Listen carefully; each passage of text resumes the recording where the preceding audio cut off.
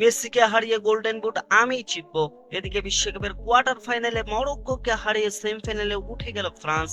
এক গোল ও এক অ্যাসিস্ট করে দলকে জয়ের পথে নেতৃত্ব দিলেন কিলিয়ান এমবাপ্পে এবং ম্যাচ শেষে নিজেকে সেরা প্রমাণের আত্মবিশ্বাসও দেখালেন তিনি। দর্শক, এমবাপ্পে বলেন, সুযোগ থাকলে মেসিকে ছাড়িয়ে যাব আমি। ফাইনাল খেলতে পারলে গোল্ডেন বুট আমারই হবে।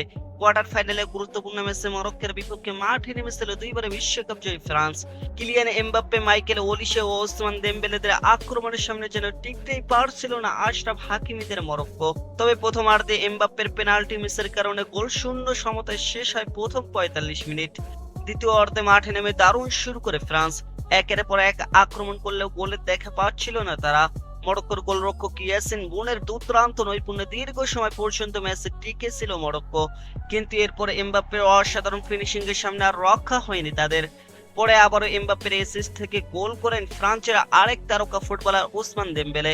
তবে সবচেয়ে ম্যাচ শেষে ম্যান অফ দ্য ম্যাচ হিসেবে সংবাদ সম্মেলনে হাজির হন কিলিয়ান এমবাপ্পে। সেখানে গোল্ডেন বুটের লড়াইয়ে আর্জেন্টিনার তারকা লিওনেল মেসিকে হারাতে পারবে কিনা এমন প্রশ্নের জবাবে তিনি বলেন, মেসি দারুণ ফুটবলার, তবে সুযোগ থাকলে আমি তাকে ছাড়িয়ে যেতাম এবং গোল্ডেন বুটটা নিজের করে নিতাম। তবে এটাই সত্য, আমি মেসিকে হারাবই। গোল্ডেন বুটের বর্তমান লড়াইয়ে বর্তমানে গোলের সংখ্যায় লিওনেল মেসি ও কিলিয়ান এমবাপ্পে দুজনেই সমান। দর্শক, দুজনে ৮টি করে গোল। তবে মেসি এখন এক ম্যাচ কম খেলেছেন। অন্যদিকে অ্যাসিস্টের দিক থেকে এগিয়ে আছেন কিলিয়ান এমবাপ্পে। এমবাপ্পের অ্যাসিস্ট ৩টি এবং লিওনেল মেসির অ্যাসিস্ট ১টি। প্রিয় দর্শক, আপনাদের কাছে কি মনে হয়, লিওনেল মেসিকে হারিয়ে কি এবারে গোল্ডেন বুটের লড়াইয়ে জিততে পারবে কিলিয়ান এমবাপ্পে? কমেন্ট বক্সে অবশ্যই জানিয়ে দেবেন। আর এই চ্যানেল